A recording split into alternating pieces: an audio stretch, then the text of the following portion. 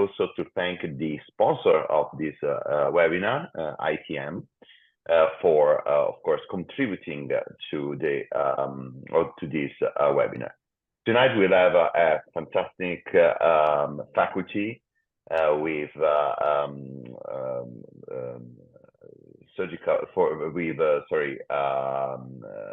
professor from Europe, but also from North America. They are representative of the main two society, the European Endocrine Tumor Society and North American Endocrine Tumor Society. We will start with a case, and then we'll go through different aspects of management of small intestinal neuroendocrine tumor. So we have a very busy agenda, so we'll start with the first presentation. And it is a great pleasure for me to introduce my colleague, Dr. Valentina Andreasi, who is a resident here in Milan, but despite her young age, she has a long record of publication on the field of neuroendocrine tumor. Valentina, she is going to present a case of a patient with small intestinal neuroendocrine tumor with metastatic disease. So I will let the podium to Valentina for the first presentation. So thank you for the kind introduction. I will share now my slides. Okay, so this is the case presentation regarding the topic of this evening, which is the surgical management of small intestinal neuroendocrine tumors. I have got no disclosures. So this is a case of a patient who was diagnosed with a small intestinal neuroendocrine tumor with liver metastasis. But starting with the pathological history, it is a male, 55-year-old, non-smoker and social drinker, normal body weight, no allergies and no relevant family history. Regarding past medical history, nothing relevant, just gastroesophageal reflux disease treated with proton pump inhibitors. So the history starts with an incidental finding and ultrasound of liver lesions that were suspicious for metastasis, which were confirmed by a subsequent computed tomography with contrast enhancement. And in particular, multiple liver lesions were described, the largest ones in the 8th segment, more than 4 centimeters, and also at the passage between the 7th and the 8th liver segment, about 3 centimeters. So the patient afterwards underwent a liver biopsy, and the diagnosis was neuroendocrine liver metastasis with a low proliferative index between below 1%, so a G1. And to complete a diagnostic workup, the patient underwent an FDG PET, which was negative, and a 68 gallium PET, which showed pathological uptakes in the liver corresponding to the known liver metastasis, and also a pathological uptake in the terminal ileum cecum, so probably the primary tumor. And there was also a pathological uptake in the left psoas muscle, which was of uncertain nature. The patient measured also the 5-hydroxyindolacetic acid in the urine collected within 24 hours, and it was within normal range, so a non-functioning tumor, no clinical syndrome. Afterwards, the patient completed the diagnostic workup with an MRI with liver-specific contrast enhancement, which confirmed the presence of multiple liver lesions, mainly located in the right liver, but also a lesion in the 2nd segment was described. And also at the magnetic resonance imaging, there was an alteration of uncertain nature in the left psoas muscle that you can see here indicated by the arrow. And the differential diagnosis was between a metastasis and an angioma. So again, uncertain nature. So the case was discussed at our multidisciplinary team meeting. And so here we have all the information collected until now. So multiple liver lesions, likely a primary tumor in the terminal ileum or cecum, a left psoas muscle alteration of uncertain nature, and then we have no FTG uptake, and all the lesions with 68 gallium uptake, and a low Ki-67 proliferative index measured on a liver lesion. So which treatment did the patient undergo first? So first treatment was surgery. And in January, the patient underwent right colectomy associated with right hepatectomy and also metastasectomies in the second and fourth liver segment with associated cholecystectomy with an open approach. Intraoperatively, an ultrasound was performed and there was no evidence of other liver lesions, so a complete oncological clearance was reached. And also at the ultrasound in the region of the left psoas muscle, no alterations were observed. At final histology, the primary tumor was an ilean neuroendocrine tumor G1 with a Ki-67 of 1.5% and maximum tumor size of 6 millimeters. And liver metastases were confirmed as neuroendocrine with a Ki-67 ranging between 1 and 3%. So the final TNM staging was PT2 and 1 with 8 positive lymph nodes out of 21 examined lymph nodes, and M1 for the presence of liver metastasis. So the case was discussed again at the multidisciplinary team meeting, and an MRI with liver-specific contrast enhancement and 68 gallium PET were indicated after 2 months in order to evaluate some possible residual disease.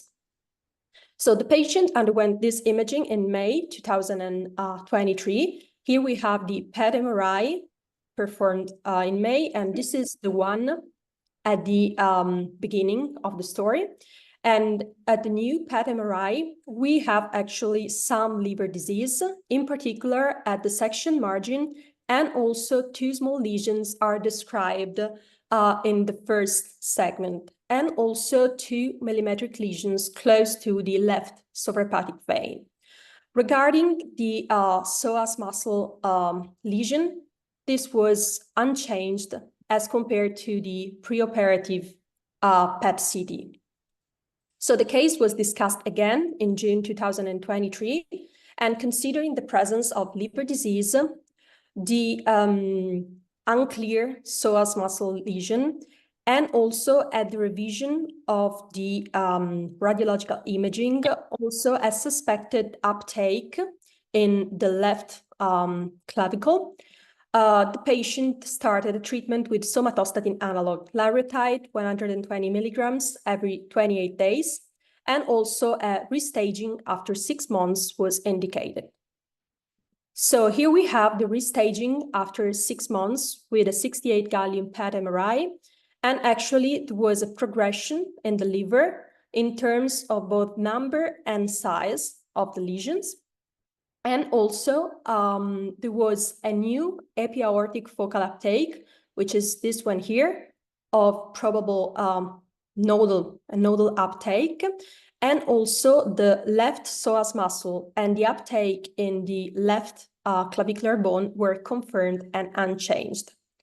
So the case was discussed again at the MDT, and considering the progression in the liver and the appearance of a new lesion in the epiaortic region, the patient was considered as having progressive disease, and so a new treatment was recommended. This new treatment recommended was peptide receptor radionuclide therapy, which the patient has started in February of this year, and he has now completed 2 cycles, well tolerated. And here we have an MRI performed in May after 2 cycles, which shows in the liver a setting of stable disease. So thank you all for your attention and for the opportunity to present this clinical case. Thank you very much, Valentina. This was a great presentation, a very interesting case. I think it's a good one to start. So I can't see any burning questions now. That's why we suggest that we move on. And it's now a great pleasure to introduce our next speaker. It's Professor Julie Hallet from Toronto, Canada. I know her quite well. I've listened to many of her presentations and they're always amazing. They always amaze me. They're brilliant and enthusiastic. So Julie is now going to talk about the preoperative assessment, which is very important for patients with functioning or non-functioning small intestinal nets. So Julie, the floor is yours. Thank you. All right. Thank you very much for the kind introduction. I sort of feel like now I have to be very entertaining, or people will be disappointed. So I'll talk about the assessment of small intestine neuroendocrine tumors. And I think one of the main important things here is that neuroendocrine tumors come in all shapes and sizes, and there's as many neuroendocrine tumors as there are stripes on a zebra.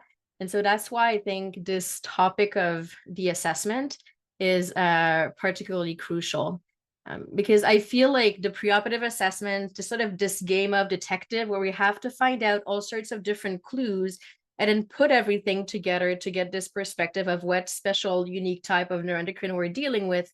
And this has repercussions in terms of treatments that we're providing to patients.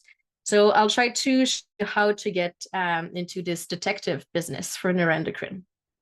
The preoperative assessment I'll divide in two pieces. The first one is assessing the disease, or really this has an impact on the decision-making and the counseling we give patients about different therapeutic options. And then preparation for surgery, which really relates to providing safe surgical treatments for those patients. So it starts with the disease assessment. Really, that's talking about tumor staging. I think we're all familiar with that in different types of cancer. This is how I divide it for neuroendocrine, and we'll go through this one by one, but start with the primary tumor, then the extent of the tumor, so the metastases, information about pathology. And then the unique thing about neuroendocrine is I think the endocrine component is also part of the initial staging of this disease. So for the primary tumor assessment with small intestine, from my perspective, everyone needs a very good either CT or MRI enterogram.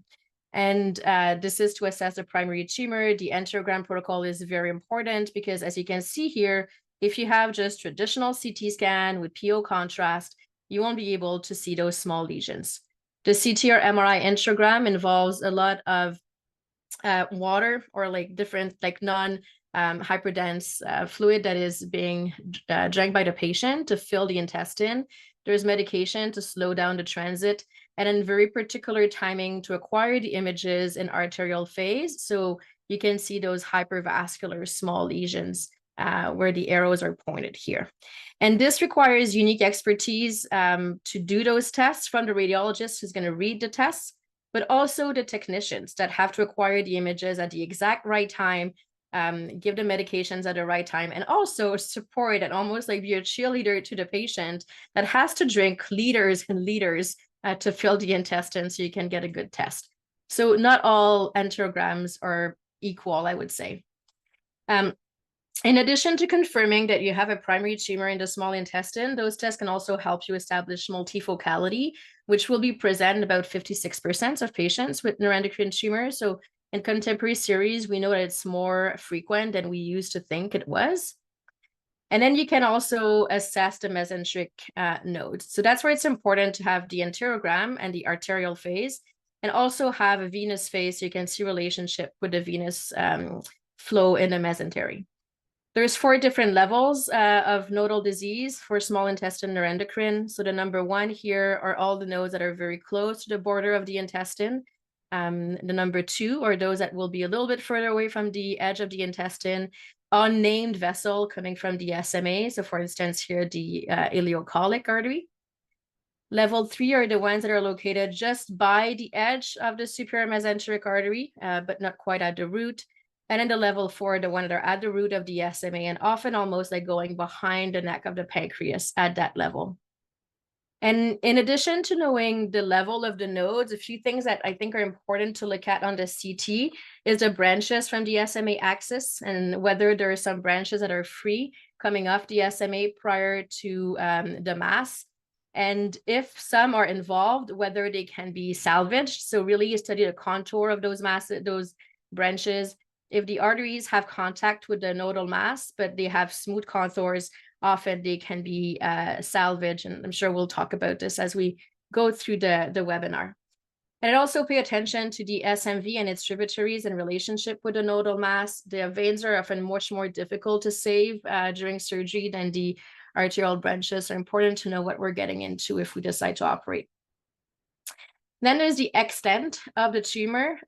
So we're looking here at first a good triphasic CT scan. And the goal is really, in my mind, for the metastases to sort of catch them all. So know about all of them. And it doesn't mean that we're going to be able to resect all of them or treat all of them, but it will allow us to at least establish a plan for all the tumors and get the best disease control we can for this disease. Triphasic is important so that we have an arterial phase. As you can see between A and B here, often there's more disease that can be seen on arterial phase because neuroendocrine tumors are hypervascular. And I have a number of patients where you only can appreciate the disease on arterial. And if you did a venous phase, you wouldn't suspect that they had metastases. So important to get both in this setting. If there are liver lesions, we tend to always get an MRI with liver-specific dyes. So it can be Eovist, Primovist, or the one that you have in your center. And the goal is, again, we may not resect all the tumors, but we want to know about them so we can establish a plan and treat as many as we can. And in the same line of thought, you'll see I'm kind of a broken record at times. The SSTR PET scan can help find as many tumors as we can. You can see between the octreotide scan here that's on the left-hand side and the PET scan on the right-hand side, we have more information. We can detect more lesions, as was shown in the case that was just presented. I call this SSTR PET because it used to be all gallium scans and gallium PETs, but now we have a lot more tracers that are available. So SSTR will encompass all of them, whether they're gallium-based or copper-based, and there is more even coming down the pipeline right now. To me, the main roles in small bowel neuroendocrine is to have a complete staging. We talked about this for better control. And then as you saw in the case that was presented, assess whether those patients are eligible for radioligand therapy or PRRT if there is avidity.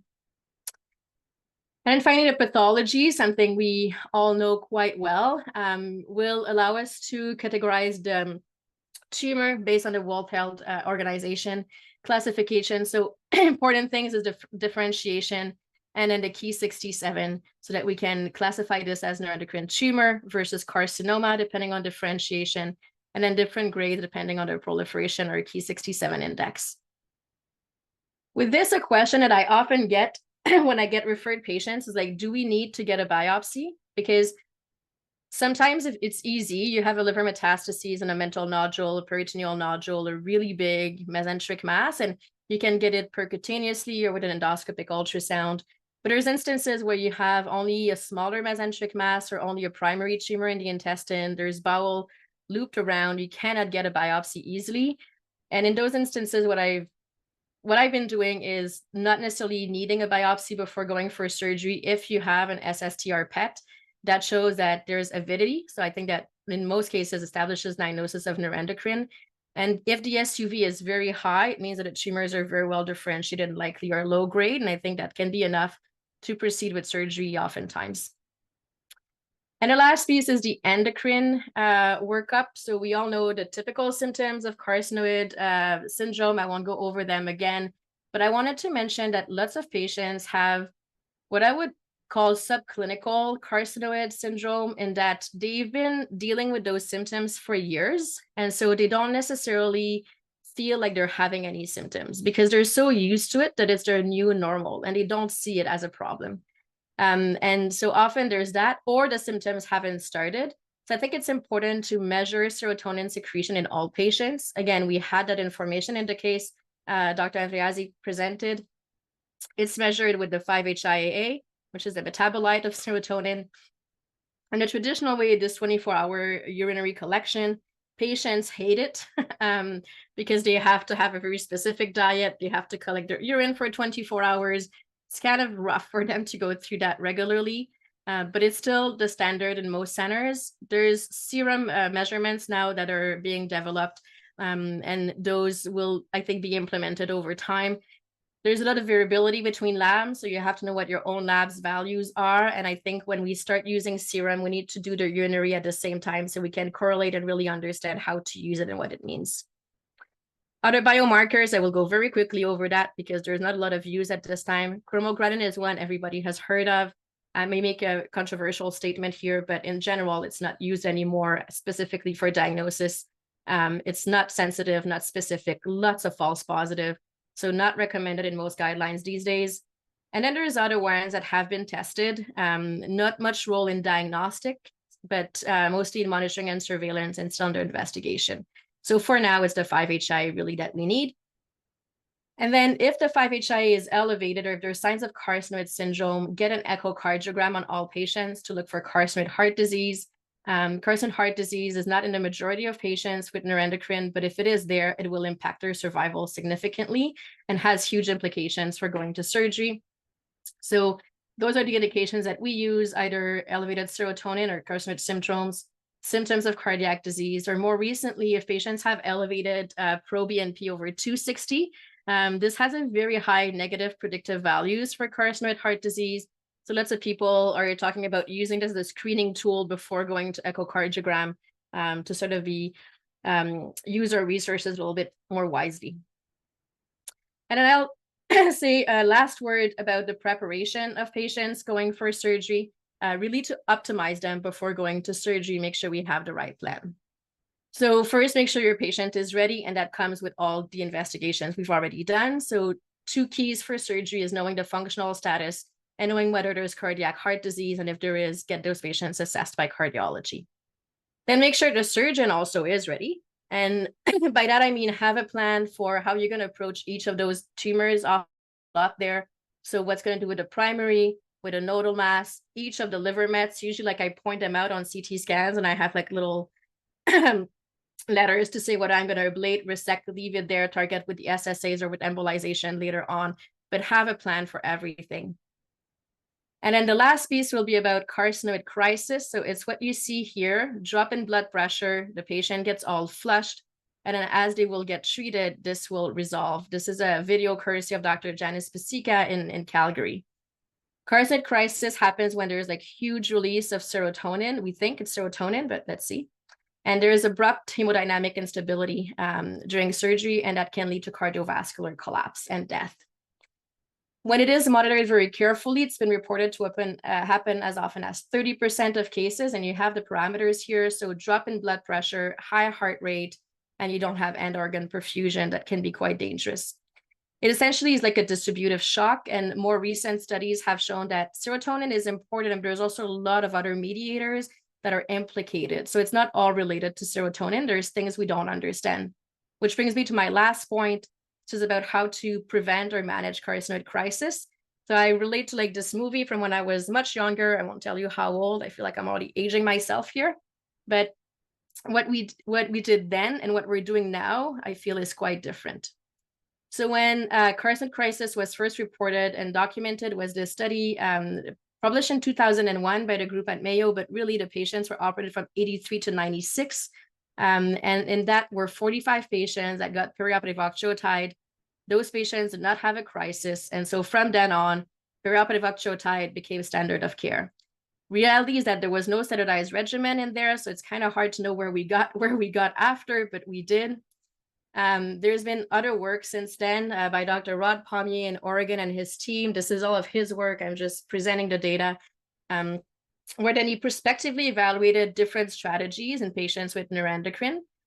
First, they looked at using long-acting somatostatin analogs before surgery, like a lot of our patients are on, and then a bolus just on the day of surgery before getting to the OR. With that, crisis happened in 24%, and it was no difference in patients who were prepared versus not. They did the same with an intraoperative bolus of octreotide. Again, no difference with not doing anything. And finally, did the same with a continuous infusion of IV octreotide. And again, no difference compared with not doing anything, and same number of crises that in the other studies. And really what they identified is the most important thing is when a crisis is identified, to treat it right away. And so these are sort of the things that are being discussed right now. I'm just showing this here to say the most important thing may not be the preparation for crisis, maybe to know that it's there, that the risk exists, and when it happens, to correct it immediately. And what Dr. Palmier's data suggests as well is that if you correct it, it's faster to correct with vasopressors first, and it's okay to use beta-adrenergic medications, and not to rely on octreotide, because relying on octreotide just delays the time when a crisis gets fixed, and a crisis that is longer is associated with more morbidity. So in summary, when you're assessing small bowel neuroendocrine, think about finding all the little clues to figure out which stripe of the zebra you're dealing with, because treatment and counseling will differ based on that. Those are the aspects that need to be addressed. And then in terms of preparing patients, it's all about managing the risk. So important functional and cardiac assessment. Talk with the patients about what the goals of surgery are. In terms of preparation, I don't know, we can say right now which approach is the best. We have an international consensus going on this right now, but my message is do not rely on octreotide, because that might delay the time where a crisis is effectively treated and impair patient outcomes. And from a surgical perspective, know about every lesion that your patient has and have a plan for each of them. It can be not doing anything and like putting them on SSA after surgery to manage residual disease, but we need to have a plan for these lesions. And with this, I'll leave you on those zebras. I finally went to South Africa, saw zebras, took a lot of pictures. So now my talks come in 100% original zebra content. Thank you. Thank you, Julie. Wonderful presentation as always. There is a question, but I think it would be better to try to address this question at the end of all the presentations. So I would move on, and it's a great pleasure for me to introduce another colleague and friend of mine, with Professor Sebastien Gaujoux. Sebastien is an HPB surgeon working at the Hôpital Pitié-Salpêtrière in Paris.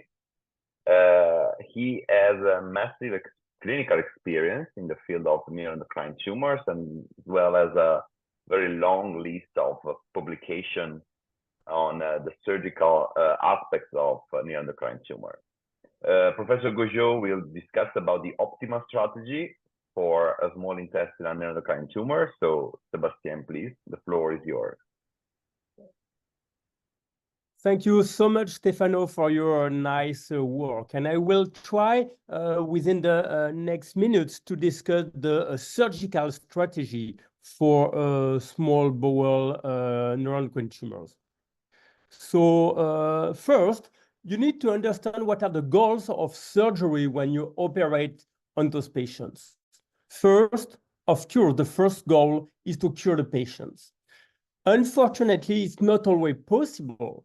And when you operate on those patients, sometime in the palliative setting, you need also to think increasing overall survival by controlling tumor burden and avoiding local complications related to the primary tumors or to the nodes within the mesentery.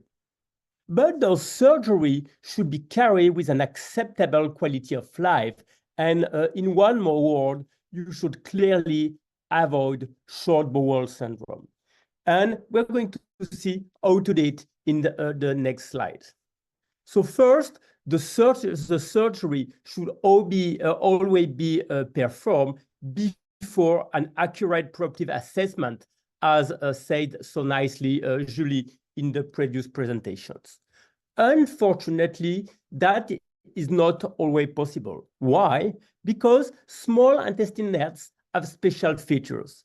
First, they are operated in about 20 to 25% of cases in an emergency setting, by night, by a fellow or a junior attending, without being aware of the diagnosis. Sometimes, in about 20 to 25% of cases, they carry metastatic mass, which is also a technical issue quite difficult. And after, half of them have synchronous metastasis, and that will be discussed in the next talk. So clearly in the emergency situation, most of the time you have an occlusive syndrome. because of the primary tumor or because of the mesenteritis and the fibrosis. You can have also ischemia because of the mesenteric nodes or more rarely hemorrhage. So in the emergency situation, first case, you are not aware of the small intestinal neuroendocrine tumor diagnosis. So clearly, you perform as you can, that night, being alone, and what you should discuss after an extensive workup, CT scan, MRI, biology, Doppler PET, is discuss reoperation with a clear intra-abdominal exploration and lymphadenectomy if you think that all oncologic criteria are not met. And clearly, that is really important, especially in a patient being operated in a small volume center by night by a junior attending or fellow.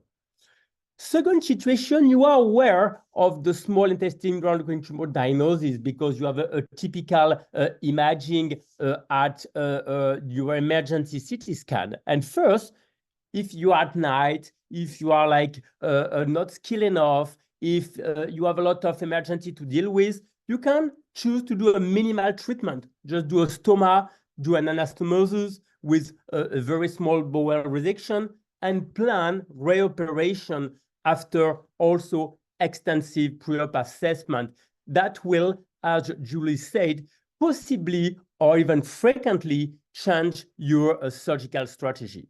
But if you're like able to carry the surgery during the day with your team, you can also treat those patients with the optimal treatment as in elective situations, and we are going to see what we should do.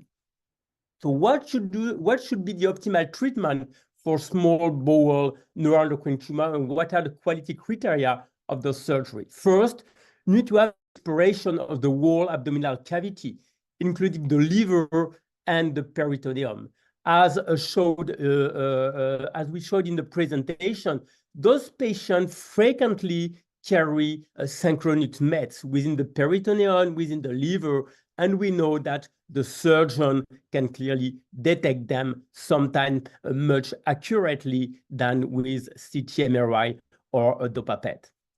Then you need to explore the entire small bowel, not only the visible lesion, but clearly to touch and palp the entire small bowel, because at least in a quarter of cases, those sporadic small bowel neuroendocrine tumors are in fact multiple. So clearly you can find 2 or 3 of them, as in the case as Julie showed you. Sometimes you can pick them on the CT scan, but clearly the hand and the finger of the surgeon will do better. So clearly examine all your small bowel.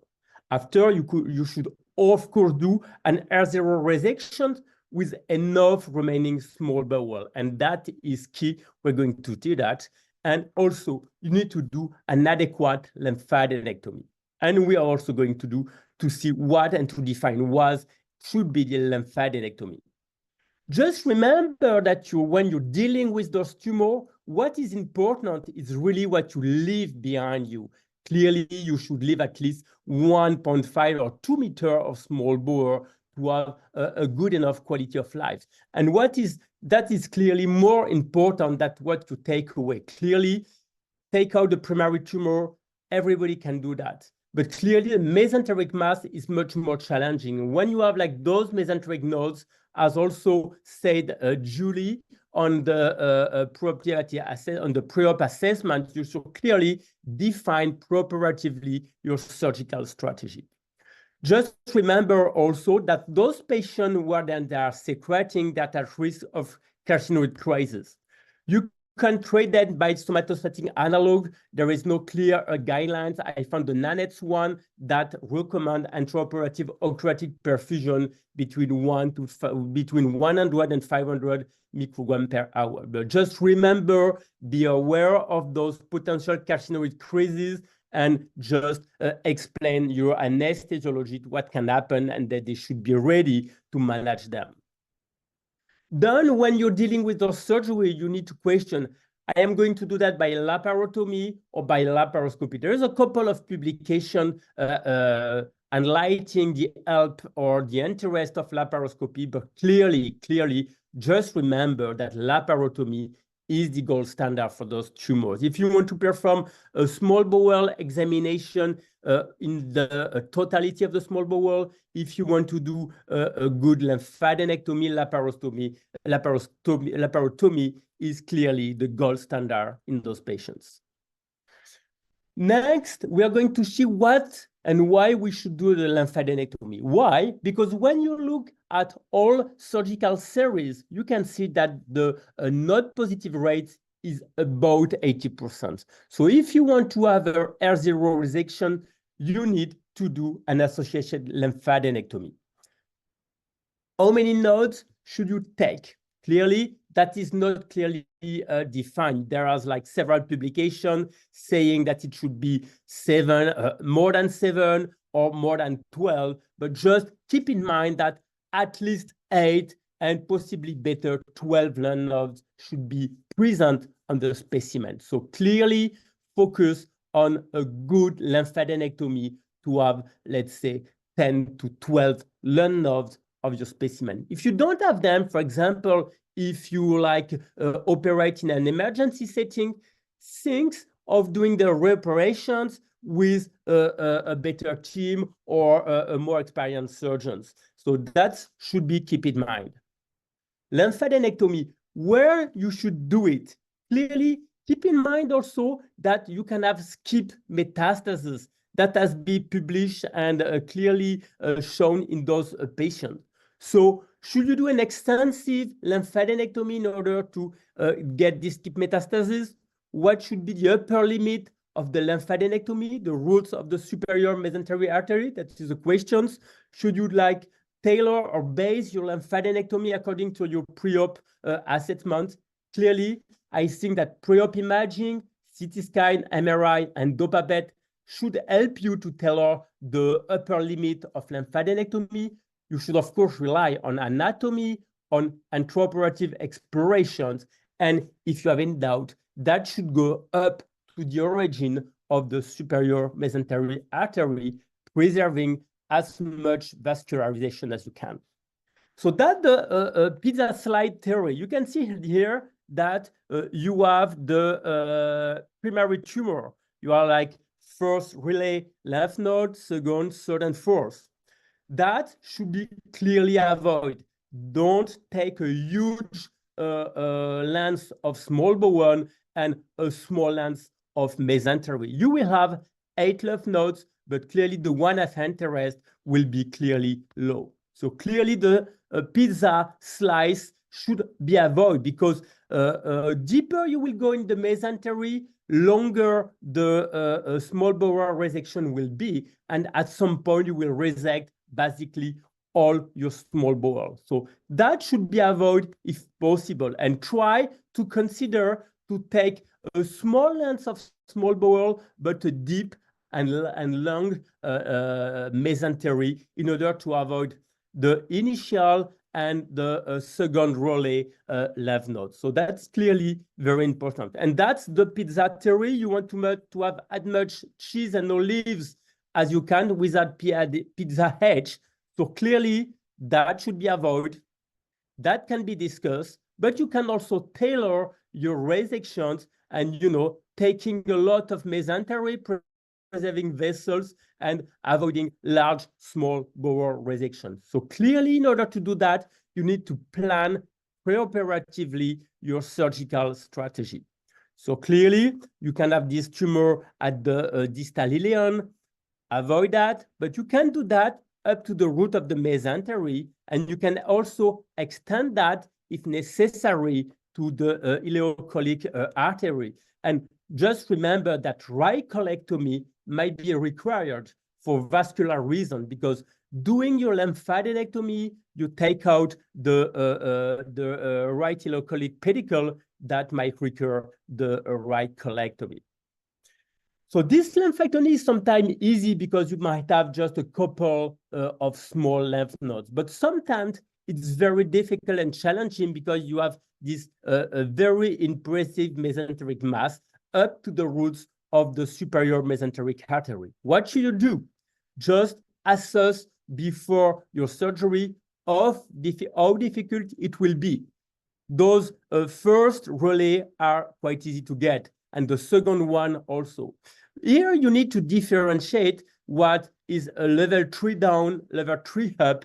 Level 3 down is doable, level 3 up is challenging, and when you are like clearly at the root of the superior mesentery, when you have a superior mesenteric vein obstruction, that's clearly a contraindication to surgery.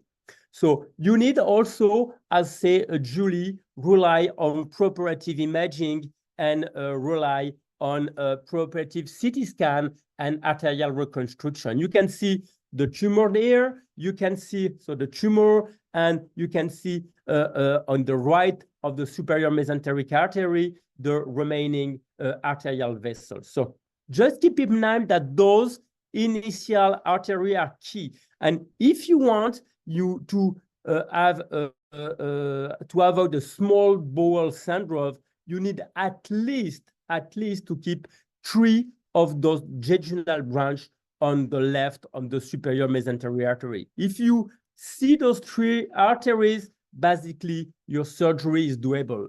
If they are not present because they are invaded by the tumor, clearly you should avoid surgery, otherwise you will go to a small Boswell syndrome. So in order to do that, when you have those difficult lymph node localization, you need to do an artery first approach. On the right after a Cocker maneuver, on the left after a Barge-Cattle maneuver, and you need clearly to first dissect the roots of the superior mesenteric artery and vein. You need to do clamping tests. Clearly, doing vascular dose surgery is more vascular surgery than a colorectal surgery. So you need to do clamping tests in order to see how much bowel will left at the end of your resection. And you need to start by the mesenteric resections followed by the small bowel resection. And clearly, the mesenteric section will guide the bowel resection, and that should not be the opposite. You shouldn't do your bowel resection that will guide your mesenteric resection. So clearly, the strategy is not a colorectal surgeon one, is more an HPB or vascular approach, and that's clearly important to understand.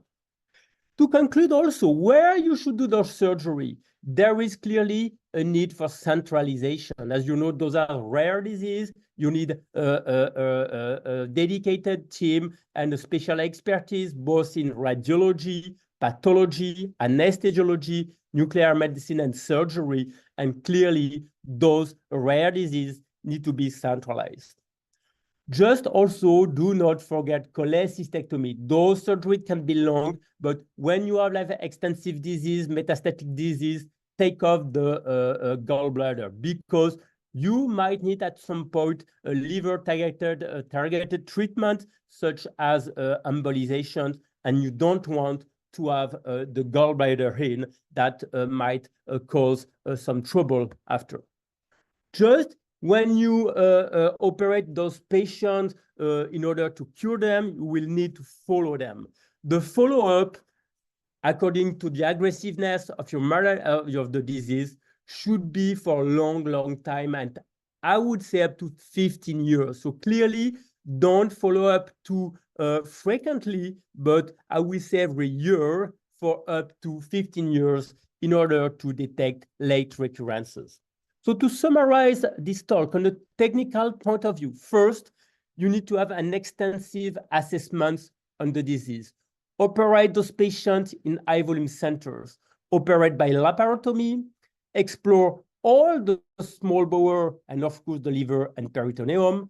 You need to have an accurate lymphatic mapping.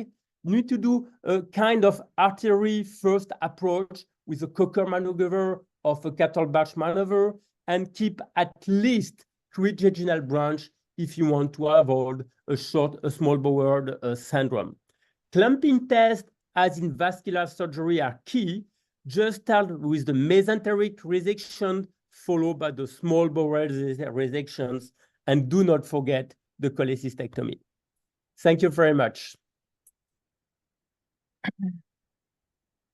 Thank you, Sebastien. This was a great presentation with a lot of key facts of surgery and a lot of take-home messages. I think this was very important. Brilliant.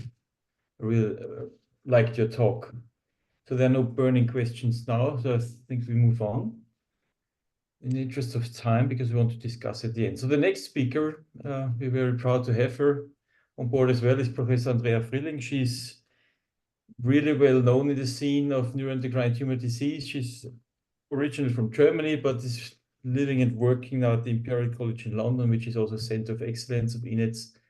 And she's got extensive experience and also publications, especially in liver metastases, so extensive disease of neuroendocrine tumors. So, Professor Frilling, Andrea, please, we're looking forward to your talk. Thank you. Stefan, thank you very much for this very kind introduction. I would like to thank ESSO for inviting me to participate in this webinar. I was asked to report on the role of surgery in metastatic small bowel neuroendocrine tumor. You have seen the first case presented in this webinar, and this is a patient diagnosed in metastatic stage. So this is actually the patient we see very, very frequently in our clinic. The next slide, please. These are my disclosures. Next slide, please. This slide appears very busy. Nevertheless, I would just like to focus on 3 sections of this slide. This is our own experience at Imperial College London with small intestinal neuroendocrine tumors seen in our institution over a period of nearly 10 years. In total, there were 154 patients. And if you focus on the first arrow, you see that only 12% of patients presented in localized disease. The majority of patients, the vast majority of patients, more than actually 85%, presented in metastasized disease, either with lymph node metastasis, with locoregional lymph node metastasis, or other mesenteric lymph node metastasis, and distal metastasis, combination of those. So the majority of patients we see are in metastatic stage, and this is also something we should keep in mind when we are planning management of this patient. In addition, liver metastases are seen either as synchronous event or as metachronous metastasis occurring during the course of the disease in nearly 70% of patients. And what's also important, although we are surgeons and although this is a surgical webinar today, we have the pleasure to have Professor Glasberg with us, who is not a surgeon, but still you will see that surgery is not enough in this patient. To achieve really good results, good outcome, we need kind of adjunct to surgery, non-surgical treatment options that we can combine with surgery, and I will show you later on some ideas how this can be done today, having a panel of very effective non-surgical palliative treatment options available. Next slide, please. You have heard already a lot about the importance of initial staging of the disease. This is particularly important in patients in whom you are planning surgery. And as I said, you have to expect that you're dealing with metastatic disease. As Julia said already, there are several very, very sensitive and specific, accurate somatostatin-based PET-CT or PET-MRI technologies available nowadays. They show you not only the primary, but this is actually not the main reason for performing these investigations in patients. If you focus on the small panel on the left-hand side, you will see a hotspot in the lower abdomen, the primary tumor, but again, we are not performing PET-CT necessarily to find the primary. More important are distant localizations of the disease. Clearly, liver metastasis will be detected very accurately in PET-CT. In some patients with really tiny, just couple of millimeter metastasis in the liver, MRI might be even more sensitive. But for all other sites of the disease, either mesenteric lymph nodes or even more important, bone metastasis, this technology is really pivotal. Clearly, we are diagnosing nowadays many more sites of the disease, particularly many more small, tiny bone metastases that were found in the past. Nevertheless, it's important that we really accurately stage the disease prior to making decision for treatment, in particularly prior to making the decision for surgical treatment.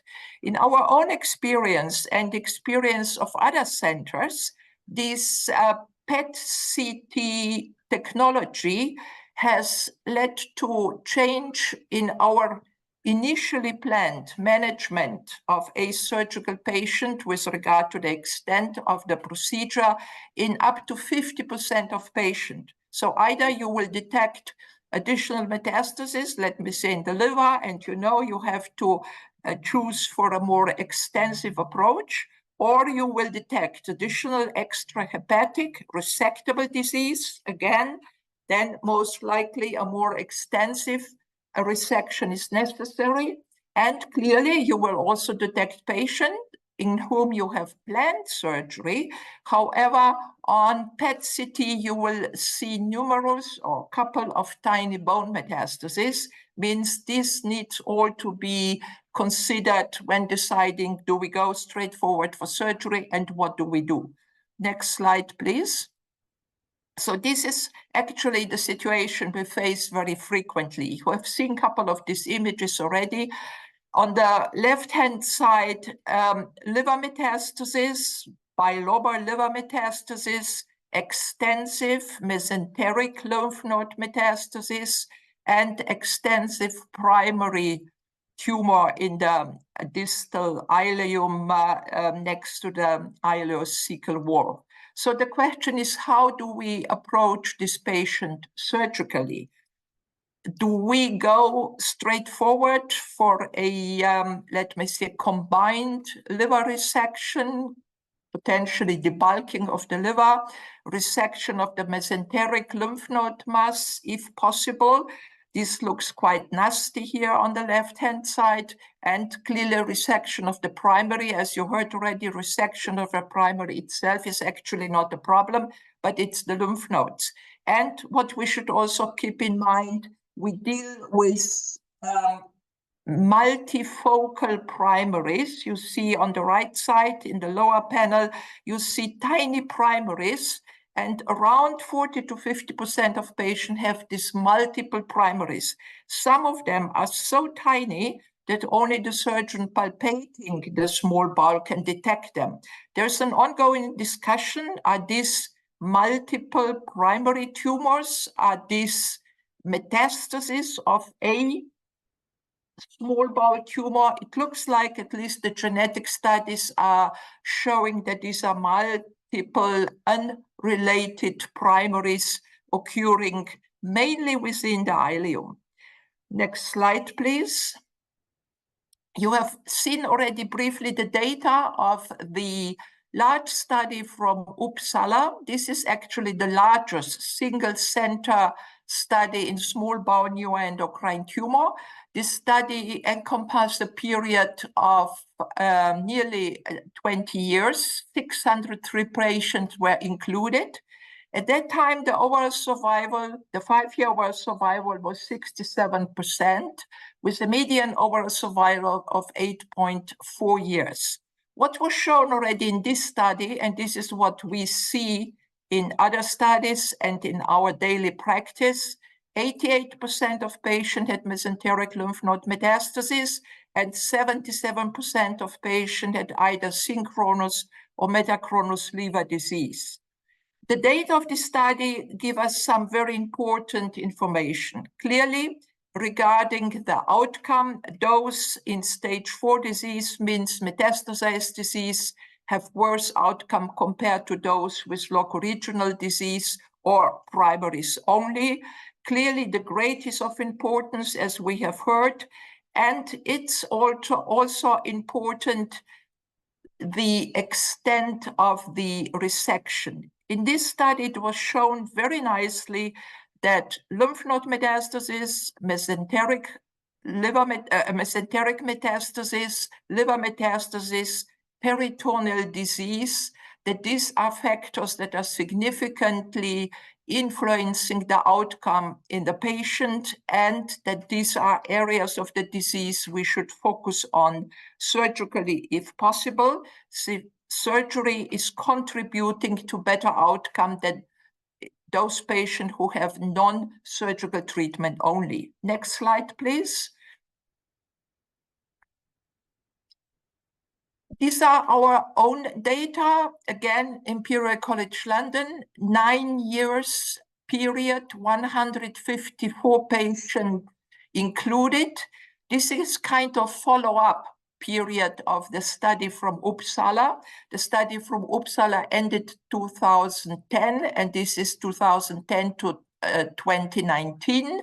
The overall survival in this patient was much better than in the initial study from Uppsala. 5-year survival, 91%, 10-year survival, 82%, progression-free survival in the whole cohort of patients, 5 years, 63%, 10 years, 18.7%.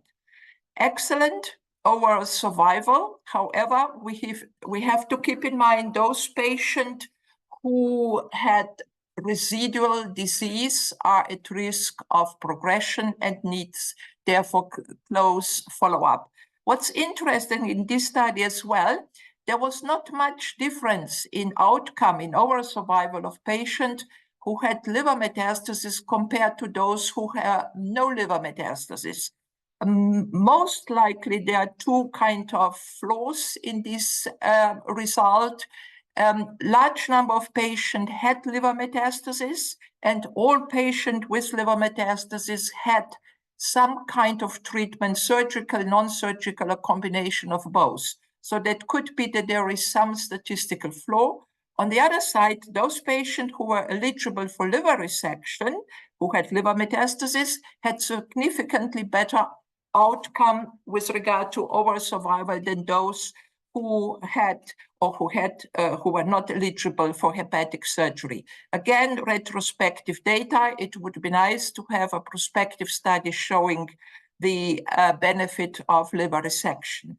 Next slide, please. There's an ongoing discussion. How do we treat a patient with a primary tumor and non-resectable liver metastasis? There are pros and cons. Do we go for primary tumor resection?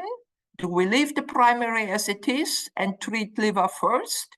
Do we treat the primary only when the patient gets local symptoms? We have to keep in mind, not many patients in these situations, means primary, even if it's a primary tumor and non-resectable liver metastasis, are really asymptomatic. So if you investigate a patient, as Julia has shown you, you will clearly detect symptoms in nearly all of these patients. Now, what are the pros? What are the cons? Pros: better long-term survival, better patient-oriented outcome. The primary tumor is out. There is no risk of obstruction, no risk of bleeding, whatever. Prevention of complications, either of the primary tumor or mesenteric lymph node metastasis. Clearly, there could be higher complication rate if a patient is operated in emergency surgery, in emergency setting, for example, for obstructed small bowel tumor. We have effective treatment options available for non-resectable liver metastasis. So one could remove the primary lymph nodes and then treat the liver metastasis with non-surgical therapies. And it looks like that the removal of the primary tumor has positive effect on long-term outcome of peptide receptor radionuclide therapy. What are the cons? There is data showing that there is no difference in survival between these two approaches, again, retrospective study, and there might be some concern regarding potential post-surgical complications like adhesion that could create a problem for any further surgery. Next slide, please. This is a slide showing the outcome of patient who had liver metastasis and peritoneal disease and had resection of both, means resection of liver metastasis and resection of peritoneal disease.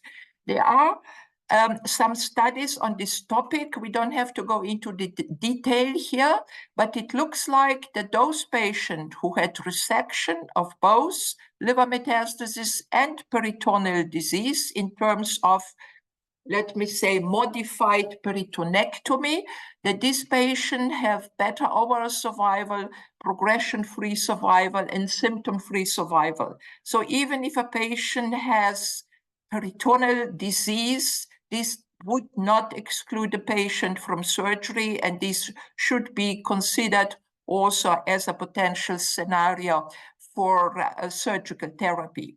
Next slide, please.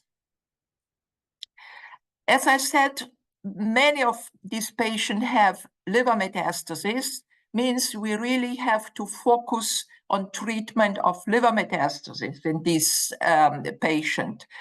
What are the facts that need to be considered?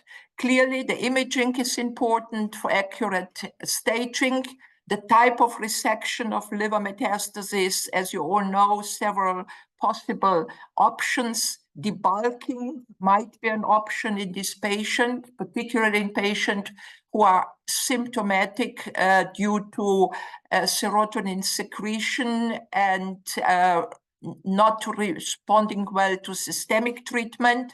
There are two-stage procedures with an aim to increase resectability. Liver transplantation and also multivisceral transplantation might be an option in this patient.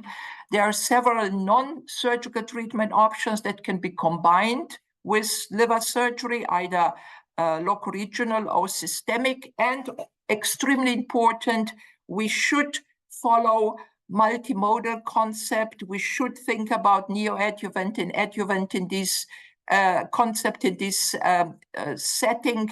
And we should also think about including this patient in clinical trials if possible. Next slide, please.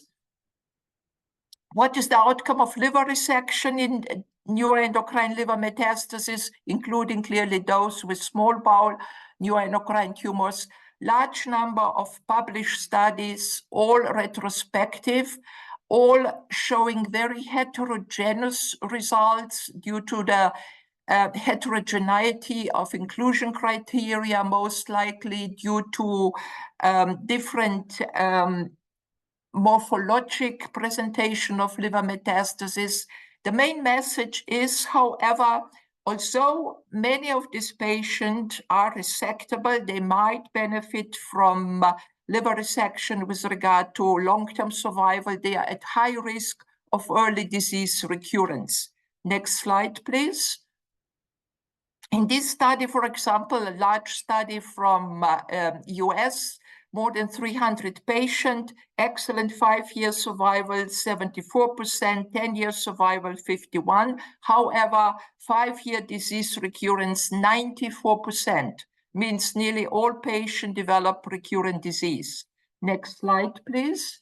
In this study, it was shown that, first of all, there is only a limited number of patients that are really candidates for effective R0, R1 liver resection, not more than 10% in this study. On the other side, hepatic resection had better outcome compared to non-surgical treatment options. Again, retrospective series, and clearly there might be some selection criteria towards better candidate for hepatic surgery than those patients who were not eligible for hepatic surgery. Next slide, please.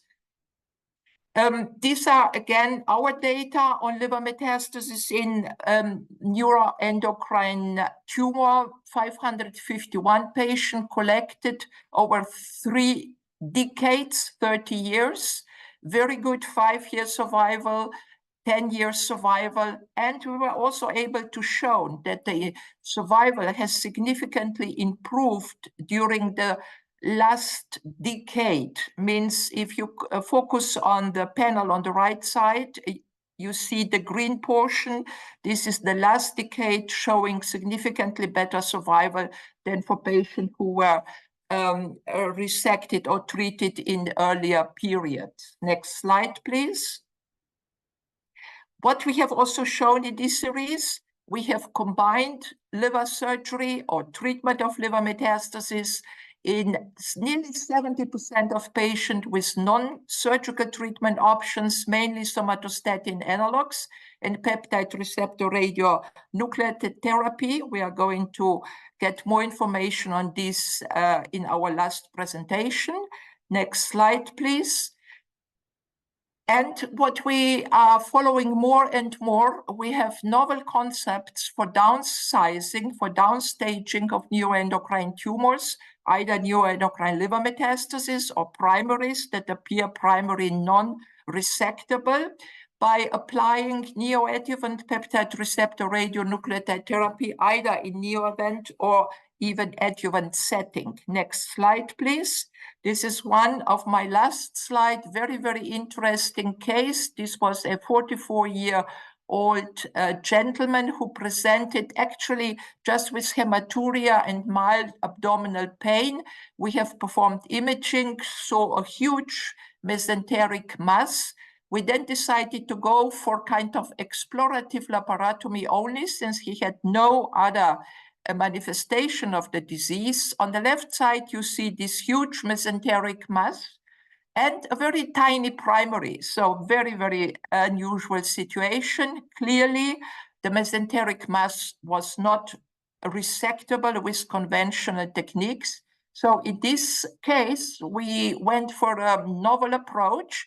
We have offered this patient first 4 cycles of peptide receptor radionuclide therapy in neoadjuvant setting, and also for stabilization of the disease.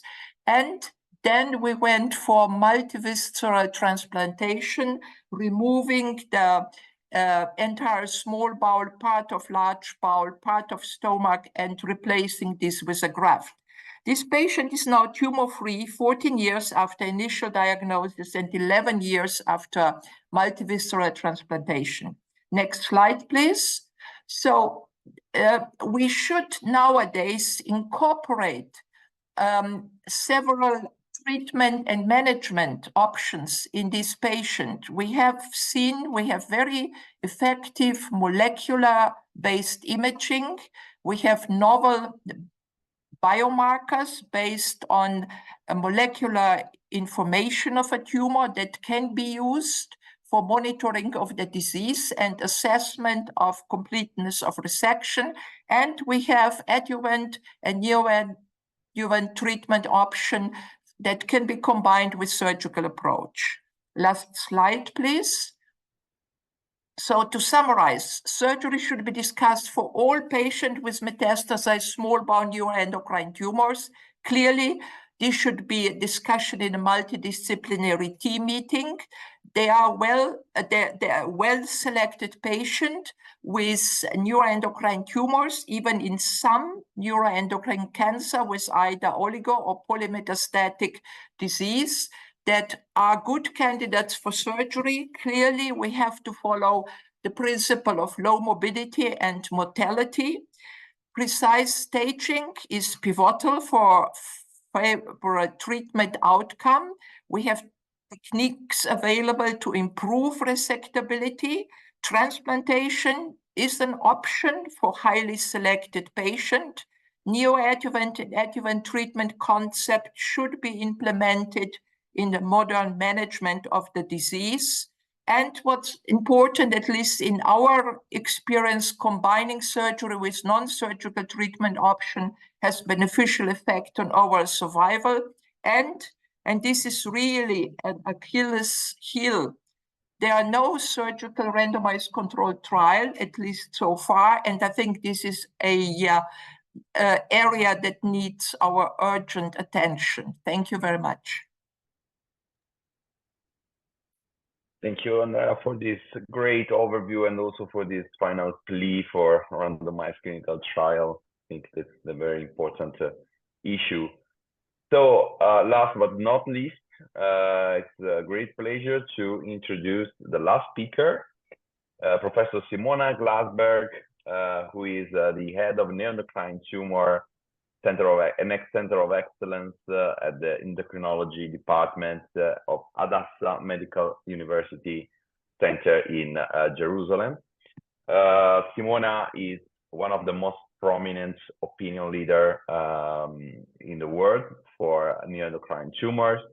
And she is also a newly elected member of the executive committee of the ENET. And Simona will tell us, will tell surgeons what they have to know regarding medical treatment of these patients. Please, Simona, the floor is yours. Thank you so much, Stefano, for this great introduction. I feel really humble in this audience.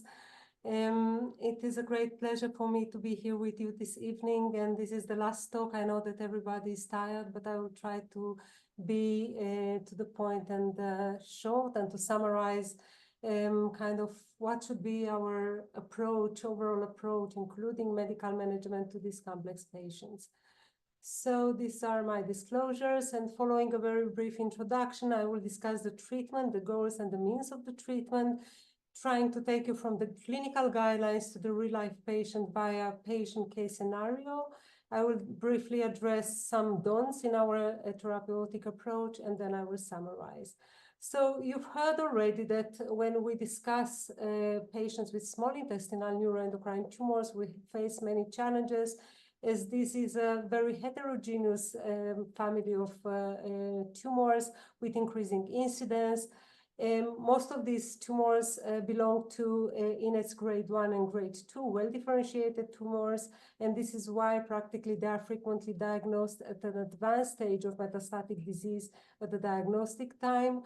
We have to remember that while these are neuroendocrine tumors, however, about 70% of these patients come with the clinical non-functioning tumors, and in about 30% we have to look for carcinoid syndrome. And there are a variety of therapeutic options today to approach these patients, and this is why, as all the speakers beforehand, we have to remember the need for treating these patients inside dedicated, specialized neuroendocrine tumor multidisciplinary teams. So when we look overall at the therapeutic modalities in patients with advanced small intestinal neuroendocrine tumors, from one hand, we have, as discussed, the surgical resection, many times, most of the times as debulking and palliation, and in some of the patients with a curative aim.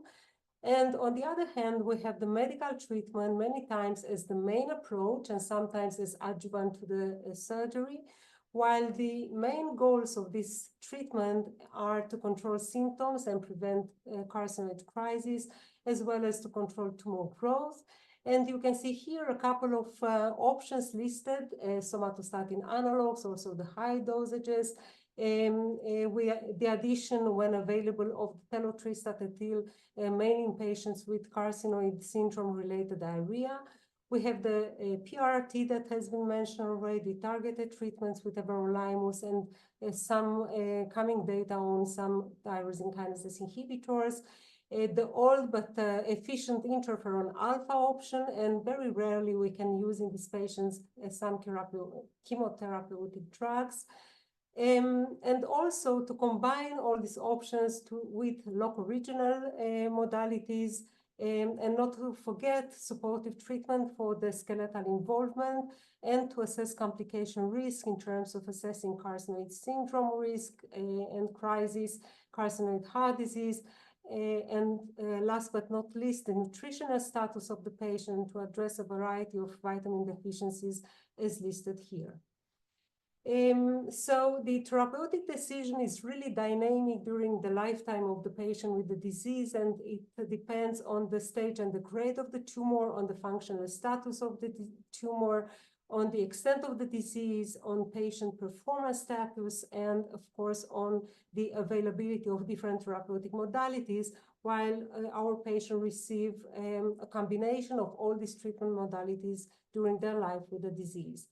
And on top of the case that has been presented by Valentina, I would like very briefly to share with you another case. This is Bella, a 65-year-old lady that arrived to our clinic because of symptoms of abdominal pain, flushing, severe weight loss, and diarrhea. On physical examination, just facial telangiectasis, and the basic laboratory evaluation was really normal. She performed an abdominal high-resolution CT showing multiple liver lesions up to 1.5 centimeter, together with retroperitoneal and mesenteric lymph nodes involvement. And she performed a liver biopsy showing a well-differentiated neuroendocrine tumor grade 2 with a Ki67 of 10%. So we evaluated the chromogranin A that returned high in parallel with urine 24-hour collection for 5-HIA that returned also very high. And this is why we perform also the NT-proBNP, which is really the best screening marker for carcinoid heart disease that returned high as well, and with findings of incipient carcinoid heart disease already at that time on echocardiography. And here you can see the gallium dotatate PET-CT of the patient showing increased uptake in a small lesion nearby the ileocecal valve, in a mesenteric mass and some other lymph nodes here, as well as bilobar liver involvement by the disease. So the diagnosis is here of a well-differentiated neuroendocrine tumor grade 2 of the small intestine, together with liver and lymph node metastases, with carcinoid syndrome and incipient carcinoid heart disease. So when I was preparing this talk, I was thinking what it would be the most important message that I would like you in the audience to remember from this talk. What we should ask at initial evaluation and dynamically before any surgical consideration in patients with advanced small intestinal neuroendocrine tumors. So as Julie already mentioned, in parallel, we have a couple of things to think about. Is this a non-functioning or a functioning tumor? Is the hormonal hypersecretion controlled? And importantly, did we check 5-HIA even in patients that are asymptomatic in terms of the classic carcinoid syndrome symptoms?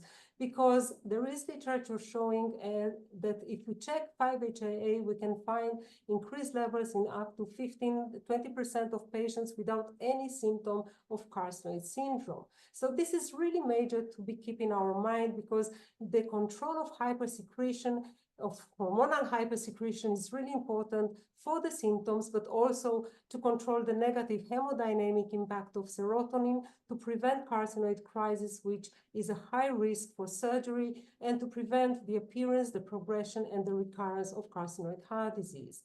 The second thought that we have to think at the same time is practically, is surgery indicated, and when is the right time for the right surgery?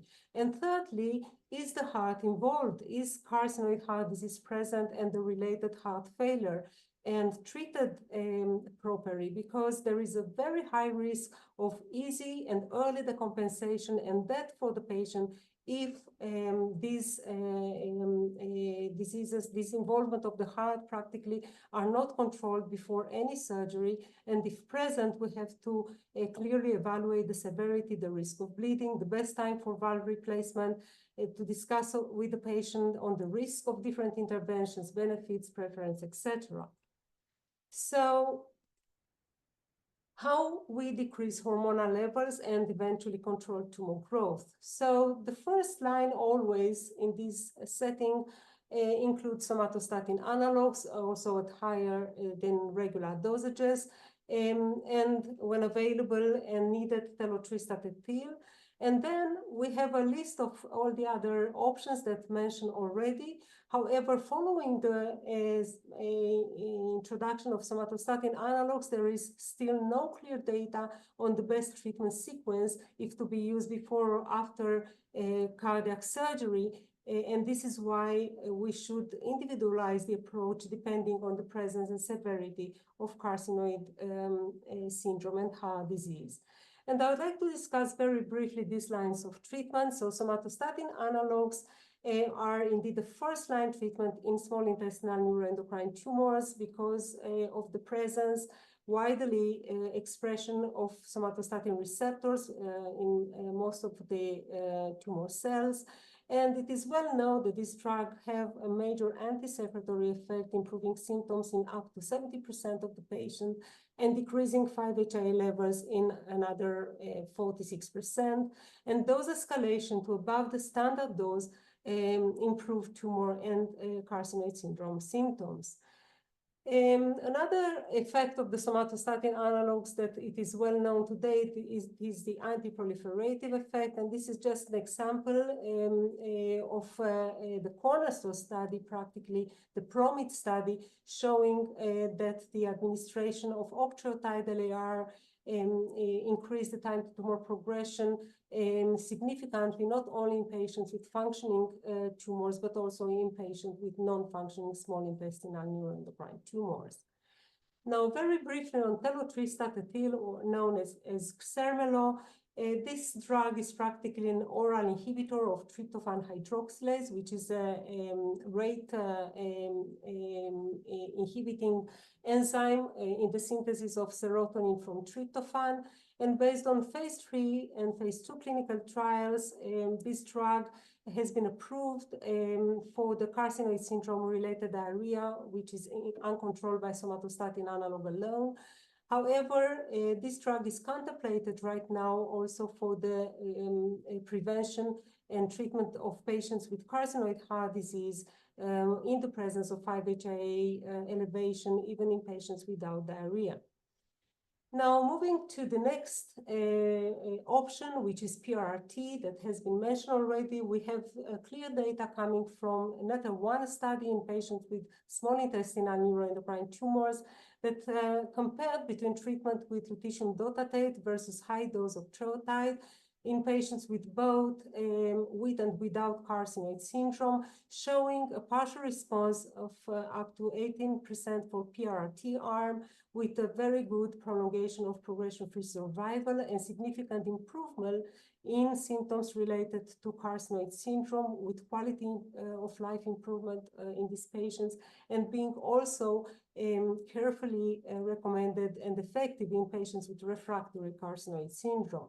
However, we have to keep in our mind that in this setting of patients with increased levels of 5-HIA, PRRT may temporarily increase in the levels of 5-HIA with deterioration of the clinical status of these patients. So this is why we have to be cautious in using PRRT in patients with an uncontrolled carcinoid syndrome and eventually carcinoid heart disease, because PRRT may induce a fast deterioration if used before heart surgery and its preparation with the subcutaneous or continuous IV octreotide. And also another comment here, importantly, is that if we use PRRT in the setting of a patient with a disseminated small intestinal net intraperitoneally, intra-abdominally, this can induce acute or subacute obstruction, and these patients really need preparation with glucocorticoid. Another option of treatment is the use of mTOR inhibitors, and specifically everolimus should be mentioned here. It's an mTOR complex 1 inhibitor that has been shown based in RADIANT 2 and 4 studies as being effective in prolonging the progression-free survival in patients with small intestinal neuroendocrine tumors. And on top of the anti-proliferative effect, this drug, in addition to the octreotide, as you can see here, has an additive effect in decreasing the levels of 5-HIA compared with octreotide alone. And finally, interferon alpha is mentioned, is an old drug, but still effective in highly selected patients with uncontrolled carcinoid syndrome and progressing small intestinal neuroendocrine tumors because of its pleiotropic effects in terms of both anti-proliferation and anti-secretory effect. We have data coming mainly from retrospective studies with showing biochemical and symptomatic responses in up to 70% of these patients, with tumor remission seen rarely in up to 10%, within the limitation of poorly tolerability related to this drug. And finally, tumor debulking. I will not discuss this, of course, but I will just address that local regional treatment, liver-directed therapies, and tumor debulking are really effective for both symptomatic improvement and also tumor control. However, also in this setting, when the patient has uncontrolled carcinoid syndrome, local regional therapies are not recommended before addressing the heart problem, because this procedure may induce a fast deterioration and carcinoid crisis and needs preparation again with intravenous octreotide. And we have also to keep in our mind that in patients with disseminated disease intra-abdominally, tumor debulking may end with stoma, as has been mentioned already. Now, coming back to the patient, she was started on octreotide, and because of the high liver tumor volume and relatively high Ki-67, and the knowledge that using only somatostatin analog, we would not be able to normalize her very high 5-HIA levels in the presence already of incipient carcinoid heart disease. So we refer her, and she received PRRT. And afterwards, she was referred and she underwent primary tumor and lymph node excision. She had stable disease for a couple of years, and then on a follow-up evaluation, she was complaining about increasing flushing and syncope, and she presented with symptoms and signs of right heart failure. And you can see here also the markers that while the chromogranin A practically was decreasing, in the presence of still elevated 5-HIA, the NT-proBNP really increased. And on echocardiography, she developed practically severe free tricuspid valve regurgitation and right heart failure. So we discussed her in our MDT. We intensified the treatment for the right heart failure, increasing the dosage of somatostatin analog, and eventually she underwent tricuspid valve replacement under continuous octreotide intravenously. And then she was discharged, and nowadays she is under treatment with high-dose somatostatin analog, telotristat, and eventually everolimus has been added, and she has stable disease these days. So in summary, what I would like to highlight is that we should remember that most of the systemic therapies at present induce mainly disease stabilization, with the exception of PRRT and local regional therapies. A careful evaluation should be performed, not to forget 5-HIA, to look for the carcinoid syndrome, heart disease, and heart failure. And there are many unmet needs to be further addressed, such as patient selection for treatment, optimal timing of therapy, including surgery, which radiological examination should be used for detection and monitoring, which response criteria are most suitable, and the best treatment sequence for a specific patient. And again, I am highlighting what has been already said this evening, that an individualized approach within an NET MDT is really very important to improve our patients' outcomes and quality of life. Thank you very much indeed for your attention.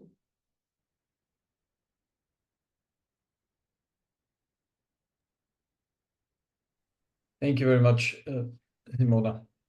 Great talk. Very comprehensive overview. Of course, the time is now has moved, but I can see that there's still the same number in the call as at the beginning. So let's now start the discussion. And there were only 2 answers so far in the chat box, and we should probably try to answer them first.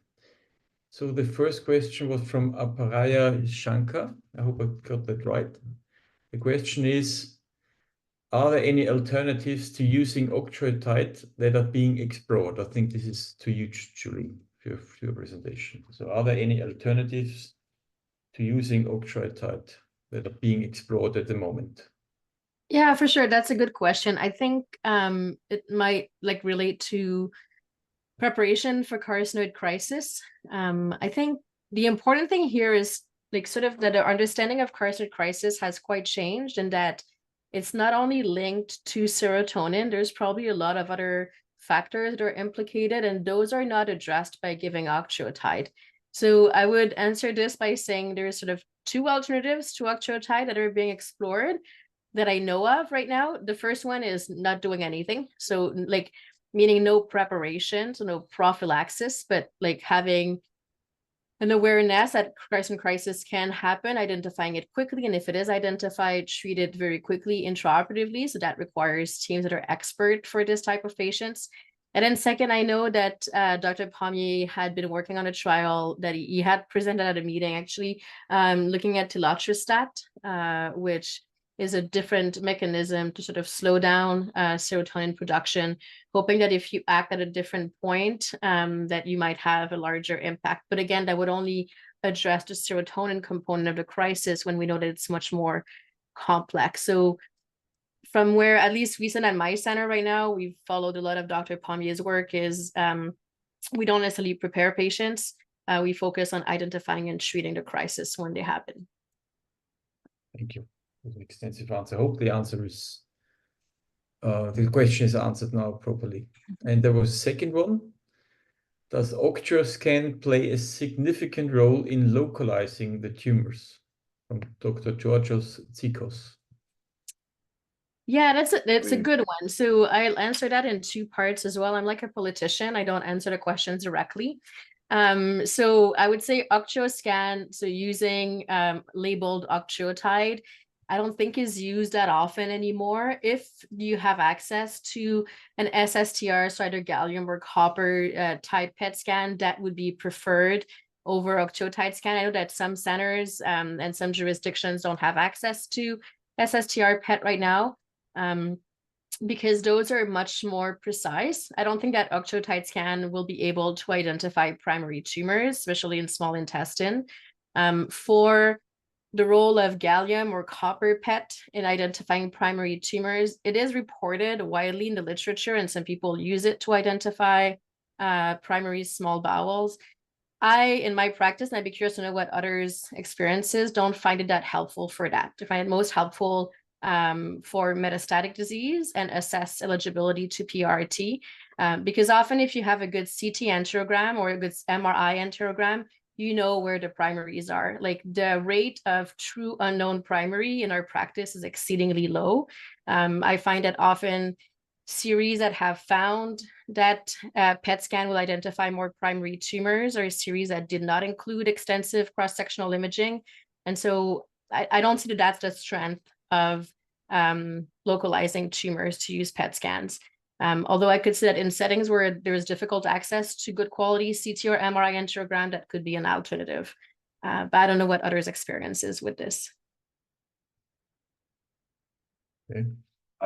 Can I make a very quick question to Simona? I would like to know the surgical standpoint of, endocrinologist, but I would say net specialist. You know, we know that looking at the guidelines, if we can resect curatively a patient, also in the presence of liver metastasis, surgery is always the first line, of course, in patients who are fit for surgery. What do you think when it's possible to achieve a good debulking surgery? I mean, if you can achieve a 80%, at least 80% of debulking surgery, would you still recommend surgery as a first-line approach? Would you start with a somatostatin analog to look at the biology of the tumor, maybe? Would you suggest some induction therapy or reduction therapy? Thank you, Stefano, for this question. It is a complex question, and I think that it depends on the specific patient. In general, what I can say that it depends also, most of these tumors are well differentiated, grade 1 and grade 2. And if the patient has a tumor with a Ki67 of less than 10%, and it is a metastatic disease, I think at the beginning, most of us, the approach should be to start somatostatin analog and follow for a while the patient to see how this is evolving. You can all, you know, in the past, we at our center, we were more aggressive at the diagnosis already. We were considering to go for at least primary tumor excision, cholecystectomy, and lymph node metastasectomy, and continuing somatostatin analog. Now we are a little bit more conservative. If the patient doesn't have any episode of partial or small bowel obstruction in the past, or any symptoms, and there is no urge to go immediately for the surgery, I think that at the beginning we will start the analog and just follow the patient and consider debulking if feasible. You know, there is literature showing that if you can achieve between 70 to 90% debulking, this has impact on the patient's survival. Again, it's always considered to see cons and pros in each of the case. But I think that my main thought on it should be that we have some time at the beginning to follow the patient, and then to consider not very, you know, quickly at the diagnosis time to perform a big operation, etc. I'm also curious to know very briefly the opinion about that of two surgeons, Professor Frilling and Professor Gaujoux. What do you think? Would you propose to offer the bulking surgery as a first-line treatment? Of course, in well-differentiated tumor with fit patients. If I may answer your question, do you refer now to debulking of liver metastasis? You mean Sorry? liver? You Yes. refer to Yes, debulking yes, of of course. liver metastasis. Of course. Yes. So we would always combine surgery with systemic treatment or even loco-regional non-surgical treatment. We know that this patient, even if you go for 70% debulking, the progression-free survival is short. Means many of these patients will progress within shortest time. So we would recommend debulking in selected patients, particularly in those patients who are symptomatic, not responding well to systemic treatment, but we would always combine surgery, either neoadjuvant or theoretically radioembolization plus surgery, or even, although not clearly recommended by the guidelines, surgery plus, for example, PRT for remaining disease post-surgery. So to answer your question, yes, there's clear role for debulking. However, we think that it has to be combined with non-surgical therapies. Sebastien, debulking surgery is first-line treatment, yes or no? You're muted. Your mic is off. I won't use it as a first-line treatment. I think there's never or almost never a surgical emergency regarding a small bowel neuroendocrine tumor. So I will start by a couple of months of somatostatin analog or that kind of treatment, and according to if the patient is symptomatic because of a bulky tumor, for example, in the right liver, symptomatic because of poorly controlled flushing syndrome, and according of what is the remaining tumor. Is there a lot of tumor in the mesenteric as a carcinomatosis? But after a couple months of stable disease, especially if the patient is symptomatic, either by a carcinoid syndrome or because of the mass, I will go for surgery in addition with other liver-directed therapy, either intraoperative ablations, either embolization, or later PRT. Okay, thank you. So, Stefan, I'll let you the podium for the closing remarks. Yeah, I think you made an interesting comment because you mentioned this type of surgery on the small bowel is done by HPP surgeons nowadays. I think this was quite an interesting comment, and all we here in this round, we are HPP surgeons mainly, and we also do small intestinal net. And this is what I also experience. I think it's very interesting as an HPP surgeon to do this kind of surgery. So I really enjoyed this meeting. There's a lot of take-home messages, in my opinion. So we have learned that this is still a rare cancer, rare disease, not a typical cancer. We have to treat it differently. We follow these patients for many, many years, usually more than 10 years sometimes. And this is very important. So we have to treat it differently from a surgical perspective. And this is one of the main messages. And it's always a multidisciplinary treatment. So we need to collaborate with our partners from all the disciplines as surgeons. This is very important. We need to learn from each other. So we'd like to end this and again say thank you to our sponsor, ITM, for supporting this meeting. And please watch out for the next webinars and our educational program. And what we would like to share is this last slide. There's a lot of benefits if you're an ESSO member. So you have access to our journal, the European Journal of Surgical Oncology, which is now a leading journal in this field of surgical oncology. We will have special rates to ESSO Congress and our educational events, and that's quite a lot. And we're currently working on the educational program on the tracks and also on the website. So you will find new educational platforms very soon. And of course, best is to, like in this setting, you will create a fantastic international community network. And last but not least, we would like to draw your attention to our annual meeting, which will take place in Antwerp this year, always at the beginning of October. It would be great to see you there. So we hope you enjoyed it. Please come back to us if you have any further questions or comments, and we hope to see you soon in the next future. And thanks to all the speakers. It was fantastic to have you. Thank you.